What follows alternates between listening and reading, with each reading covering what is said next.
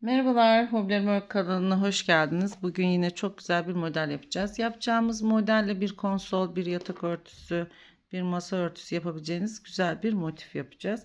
İlk önce bir tane motif öreceğiz, birleştireceğiz. Kenar çalışmasıyla tamamlayacağız. Ben modelimi Maxi ipiyle örüyorum. Kullandığım ipler pamuklu ipler. 26'ya 6 ağ iplerinden birazcık kalınlar. Bu bir ip tanıtım videosu değildir. Sadece çok fazla sorulduğu için belirtmek istiyorum. İpime göre tığ numaramda 10 numara tığ kullanıyorum. 1,10 milim. Modelleri siz istediğiniz her renkle, istediğiniz her ip markasıyla, dantel ip olarak kullandığınız iplerle, koton iplerle örebilirsiniz. Hemen kameramı ayarlayacağım ve modeli kurmaya başlayacağız. Kameramı yakınlaştırdım. Yakından ipimin kalınlığını da daha net görebilirsiniz. İpimin ucuna bir zincir ilmeği atıyorum.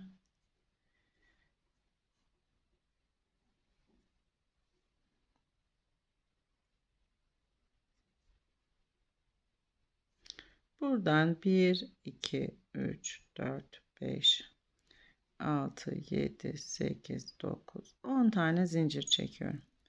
10 tane zincirimi çektim. Geriye dönerek zincirimi kapatarak bir halka oluşturuyorum. İsterseniz sihirli halkayla da çalışabilirsiniz. 3 tane zincir çektim. Bu benim ilk trabzanım. Tığımın başına ipimi aldım. Halkamdan geçerek bir ilmek aldım.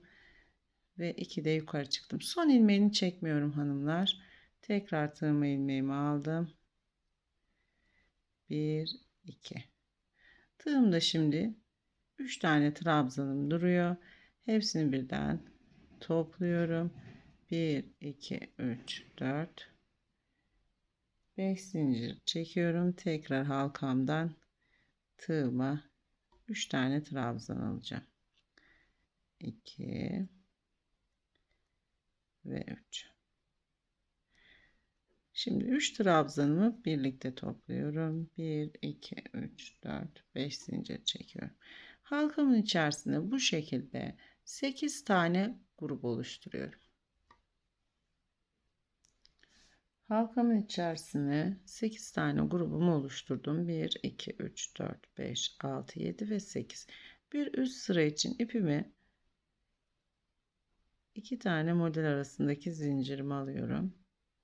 Taşıma işlemi yapıyorum zincirden ve kilitliyorum.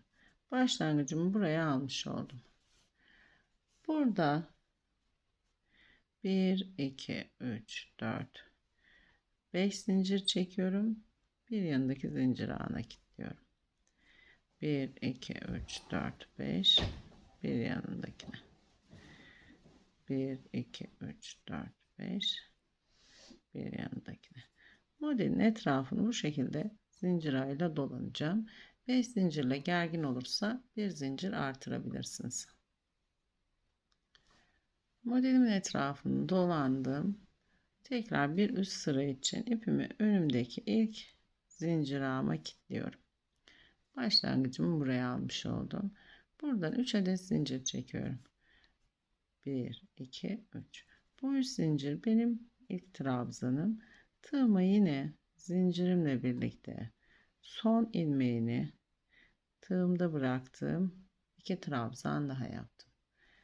Ve topluyorum. 1, 2, 3.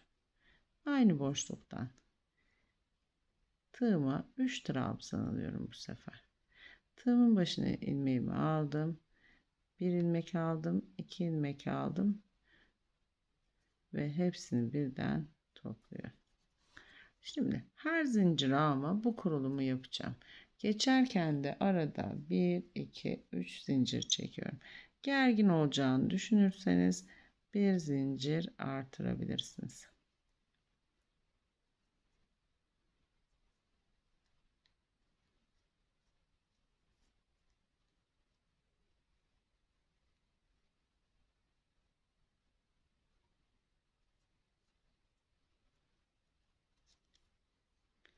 Evet, modeli bir sırada bu şekilde dolanıyorum.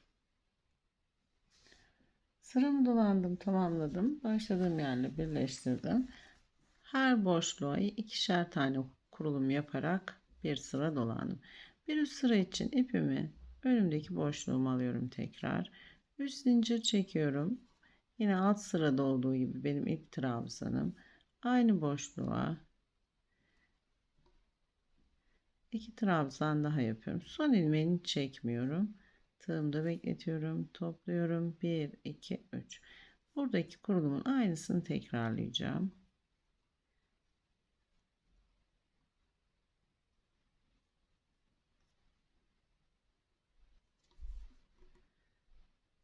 Arada 1, 2 zincir çekiyorum. Bu aradaki boşluğuma bir adet trabzan yapıyorum. Geçişlerdeki boşluklara.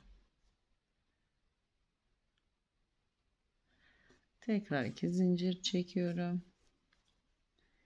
1, 2. Bu sefer buradaki boşluğuma yapıyorum. Tığımı 3 adet trabzanımı aldım. Topluyorum, kapatıyorum. 3 zincir çekiyorum. Aynı boşluğuma tekrar bir kurulum daha yapıyorum.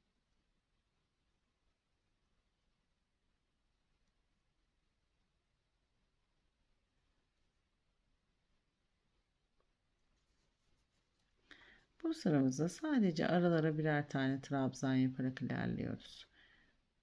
Bu geçişlerde ikişer zincir çektim. Gergin durursa zincir sayınızı bir artırabilirsiniz. Sıramı dolandım, tamamladım. Başladığım yerle birleştirdim. Şöyle motif elimden modeli bıraktım ki daha net görün diye. Tekrar bir üst sıradan kurmaya devam edeceğiz. İpimin bir önündeki ara boşluğu alıyorum tekrar.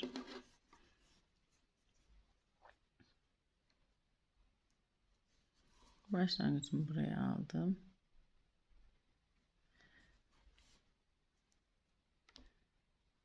Üç zincir çekiyorum, benim ilk trabzanım.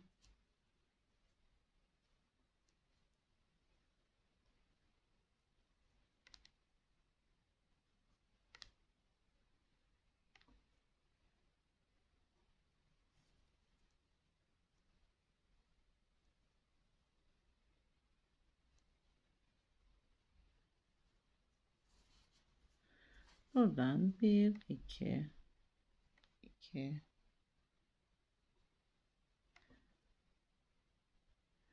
3 adet zincir çekiyorum. Şimdi ortada yapmış olduğum bir tane trabzanım var.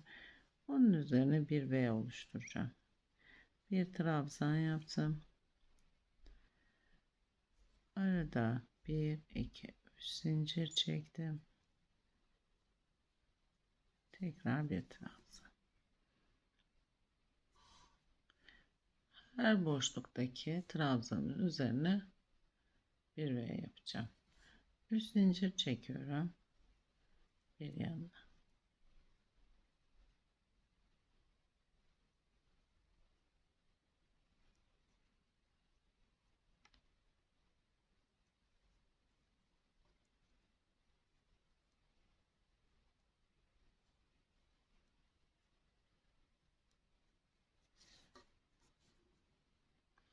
Şimdi bu sıramı dolanacağım, tamamlayacağım. Bir üst sırayı aynı şekilde tekrar edeceğim. V'min içerisine bir V yaparak bir sıra daha dolanacağım. Oradan itibaren kurmaya devam edeceğiz. Sıramı tamamladım. Bir alt sırada V yapmıştık. Aynı şekilde bir üst sırada bir sıra daha yaptım. Bu geçiş zincirlerini kendi elinize göre ayarlayın. Kenarlarda 3'er adet çektim. Ortada bir artırarak 4 tane zincir çektim. Bir üst sıradan kurmaya devam ediyorum. İpimi yine başlamak için ara boşluğu alıyorum. Alt sıralarda olduğu gibi 3 zincir çekiyorum. Trabzan sayımı 3'e tamamlıyorum. 1 2 3.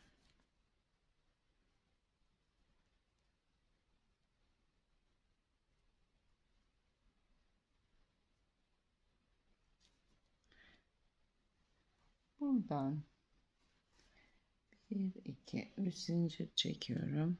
Boşluğa geliyorum. Boşluğuma toplamda 6 adet trabzan yapacağım.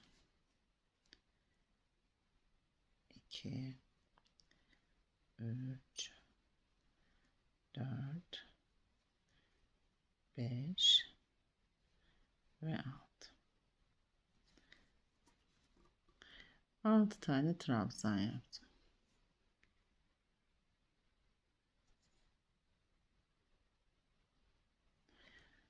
3 adet zincir çekiyorum. 1 2 ve 3.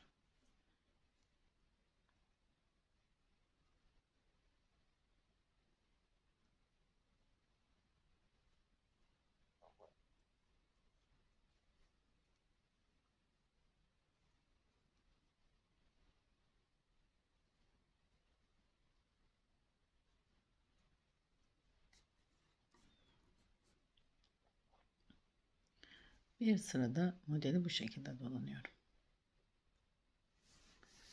Sıramı dolandım, tamamladım. Başladığım yerle birleştirdim. Tekrar bir üst sıradan kurmaya devam edeceğiz. Yine aynı kurulumu yapacağım burada. Başlangıcım için araya alıyorum ipimi.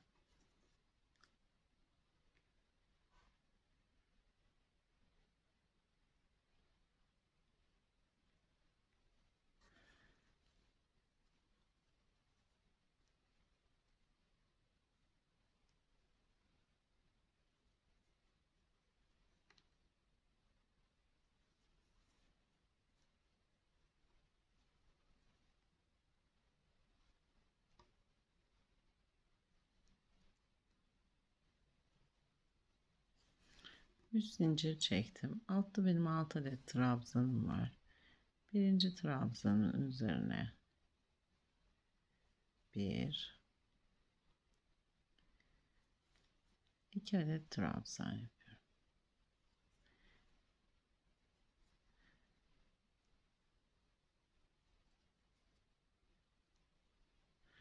Sırayla yandaki trabzanları yaparak trabzan sayımı 4'e çıkardım.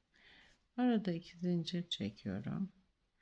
Tekrar 1 2 3 trabzan, sondaki trabzanından bir trabzan artırıyorum.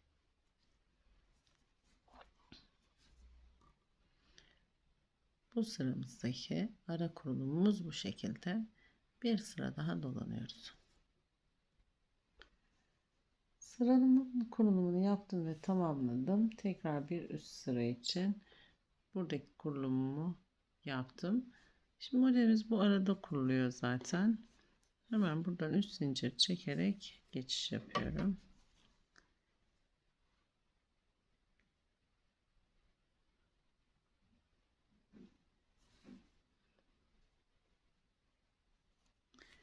Altta 4 adet trabzanım var. Bu sıramda 4 adet trabzanımı tekrarlayacağım.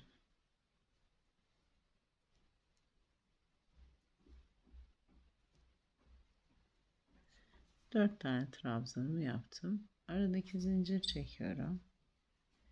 Boşluğa bir adet trabzan.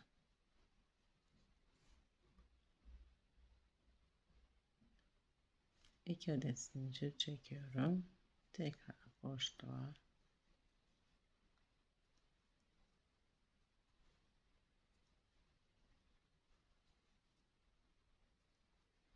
Kenardaki 4 trabzanı tekrar yapıyorum.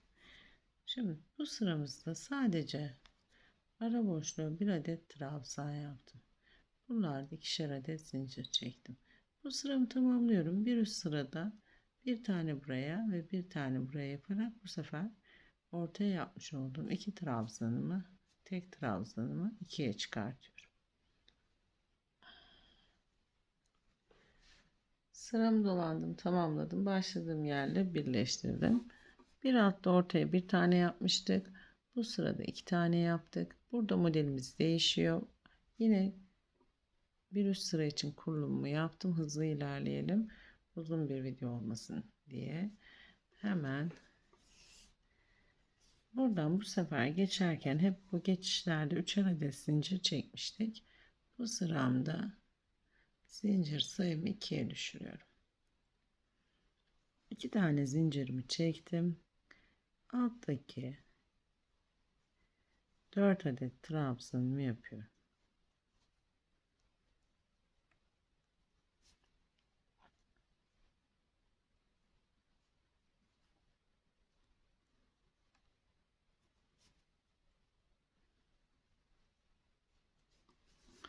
Dört tane trabzanımı yaptım. 2 adet zincir çekiyorum. Şimdi bu boşluğa bir adet trabzan. 2 adet zincir çekiyorum. Şimdi tam ortadaki boşluğuma yan yana 2 adet trabzan yapıyorum. Hiç zincir çekmeden. Tekrar 2 adet zincir çekiyorum. 2 adet zincir çekiyorum. Alttaki 4 adet trabzanımı yapıyorum.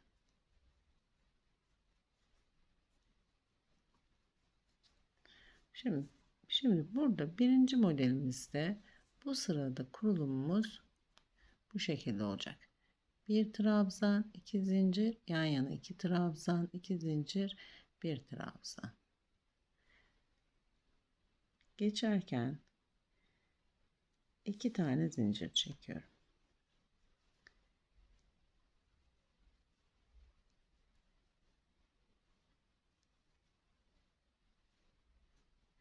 Bir, iki, üç zincir.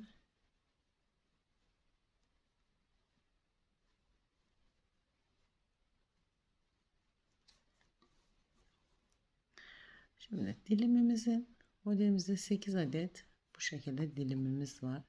Bir tanesine bu kurulumu yapacağız. Bir tanesini sadece trabzanla geçiş yapacağız. Alttaki 4 adet trabzanımı yapıyorum.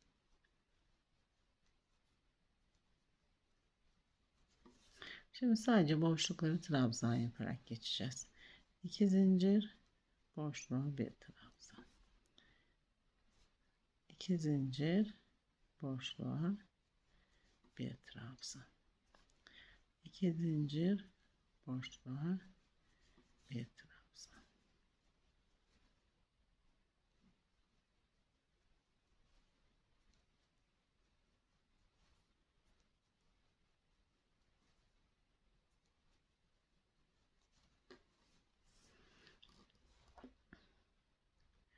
Evet, bir dilimimizde kurulumumuz bu şekilde olacak.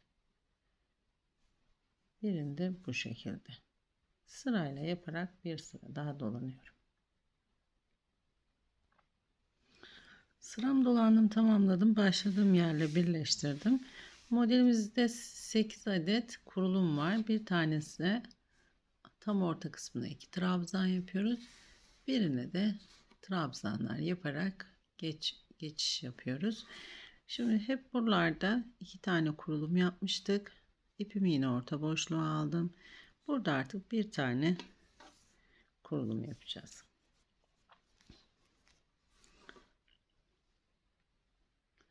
Kameramı yine yakınlaştırıyorum. 3 zincir çekerek yukarı çıkıyorum. Benim ilk trabzanım. Buraya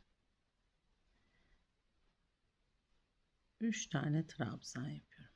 Sadece 3 tane bu sefer. 2 adet zincir çekiyorum.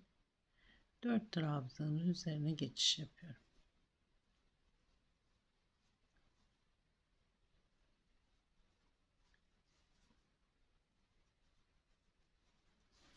4 tane trabzanımı yaptım.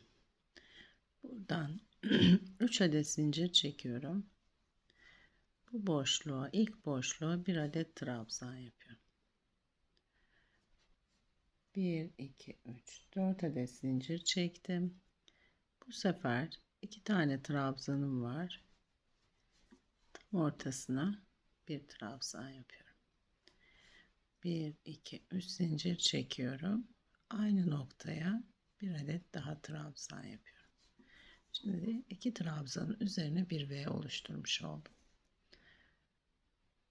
4 adet zincir çekiyorum.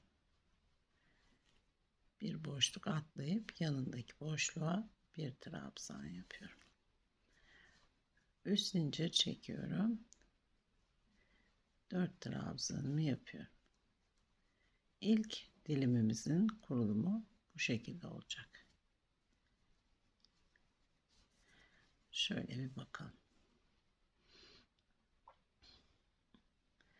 Ekran kaydı almak isteyenler ekran kaydı alabilirler bu şekilde. Buradan 2 zincir çekiyorum. Şimdi bu orta kısma tığıma 3 adet trabzan alıyorum ve hepsini topluyorum. Alt sıralarda hep ikişer tane yapmıştım. Bu sıramızda artık bir tane yapıyoruz. 2 zincir çekiyorum. 4 trabzanı tekrarlıyorum.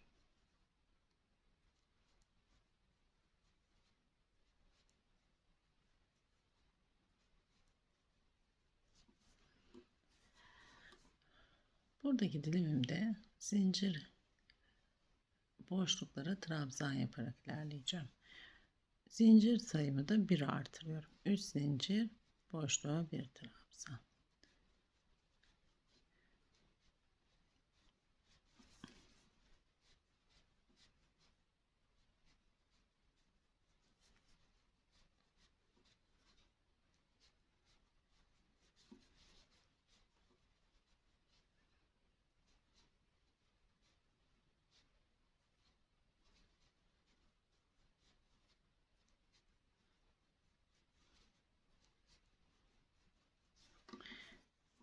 Bu dilimimi de bu şekilde geçeceğim. Bir sıra modeli bu şekilde dolanıyorum.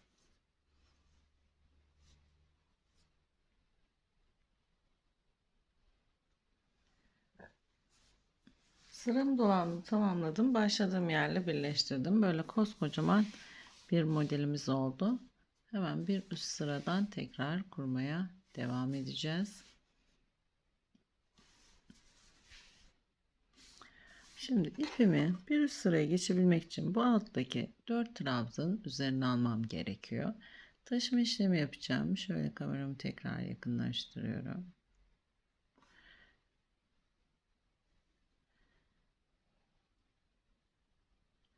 Bir üst sıra için ipimi alttaki 4 trabzanın üzerine alıyorum. Geçişteki zincir ağımdan ilmek alarak taşıma işlemi yapıyorum.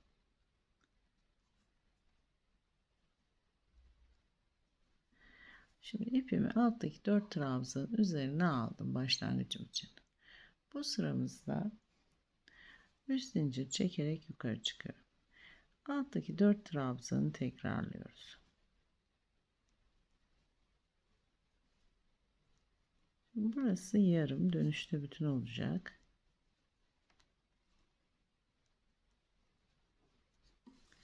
Evet. Burada 3 adet zincir çekiyorum. 3 zincirimi çektim. İlk boşluğa bir trabzan yapıyorum. Bu sefer 1 2 3 4 5 zincir çekiyorum. Oluşturmuş olduğum bir V'm var aşağıda, alt sırada. Onun içerisine 6 adet trabzan yapacağım. Aralarda 2 tane zincir çekerek 2 zincir, 3 2 zincir, 4 2 zincir, 5 ve 2 zincir, 6 tane trabzan yaptım. Aralarda ikişer tane zincir çekerek 5 zincir çekiyorum. 1 2 3 4 ve 5. Şimdi bu boşluğa atlayıp yanındaki boşluğa bir trabzan yapıyorum. 3 adet zincir çekiyorum. Alttaki 4 trabzanımı yapıyorum.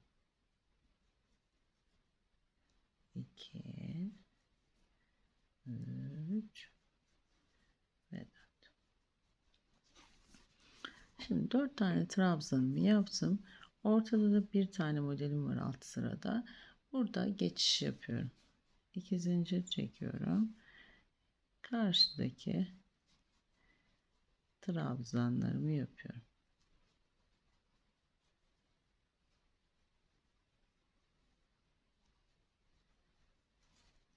Geçişimiz bu şekilde olacak. Artık burası bu şekilde birleşiyor. İlk dilimimizdeki kurulumumuz bu şekilde. Yanındaki kurulumumu yine boşluklara trabzan yaparak geçiyorum. Arada üst zincir çekiyorum. Bir trabzan. Tekrar bir trabzan. Bir trabzan. Bir trabzan. Sadece trabzan yaparak geçiyorum. Motifimi bir sırada bu şekilde dolanıyorum.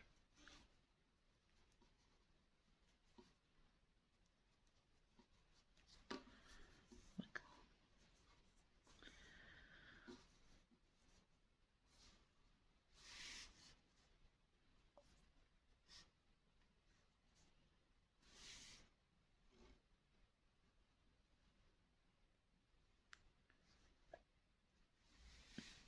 Sıramı dolandım, tamamladım. Başladığım yerle birleştirdim. Artık bakın şuradaki kısımlar birleşiyor. Son sıramızı yaparak ilk parçamızı tamamlayacağız.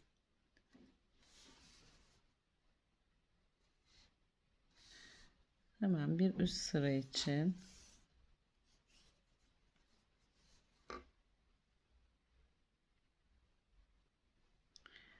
alttaki 4 trabzanı tığıma toplayacağım. Üst zincir çekerek yukarı çıkıyorum. Bu birinci trabzanım, tığımın başına ipimi aldım.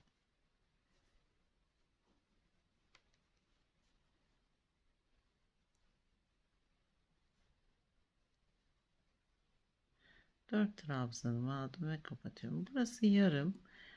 Dönüşte bu 4 trabzanı da alıp birleştirerek bitiş yapacağız. Buradan üst zincir çekiyorum. İlk önümdeki boşluğa bir trabzan yapıyorum. 1 2 3 4 5 zincir çektim. Şimdi 2 zincir çekerek oluşturduğum boşluklara 3'er adet trabzan yapacağım. Ama son ilmeğini çekmiyorum. Topluyorum, kapatıyorum. 1 2 3 3 4 ve 5. Bir sonrakine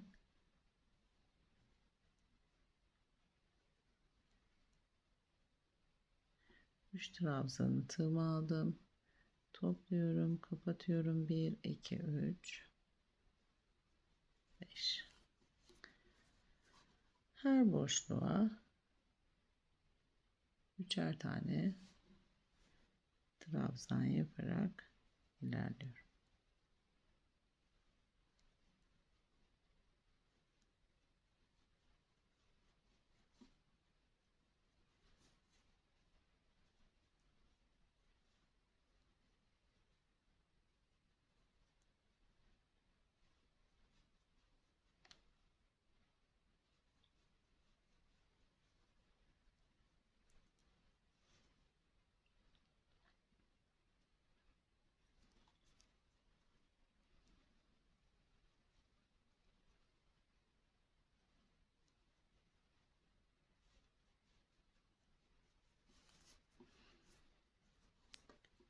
Evet, her boşluğuma yaptığımda 1 2 3 4 5 tane kurulumum oldu bu şekilde. 5 zincir çektim. Buraya bir trabzan. 1 2 3 zincir. Şimdi altta 4 trabzanım var. 2 3, hepsini tığıma toplayacağım. 4. Buradaki 4 trabzanımı tığıma aldım. Bu karşıdaki 4 trabzanımı da tığıma topluyorum hiç zincir çekmeden.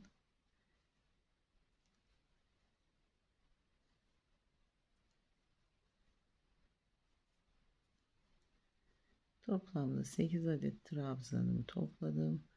Hepsini birden topluyorum ve kapatıyorum. Böylelikle artık birleştirmiş olduk. 3 zincir çekiyorum. Boşluğa bir trabzan.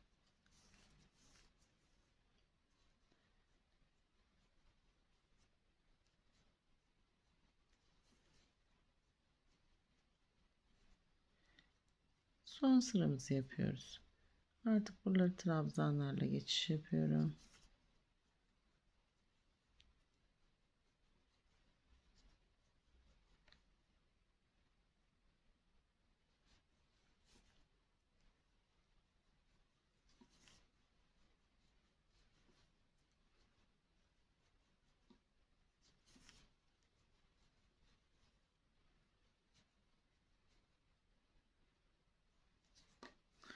Son sıra kurulumumu bu şekilde yaparak tamamlayacağım ve bitmiş şeklini geniş açıdan hep birlikte göreceğiz.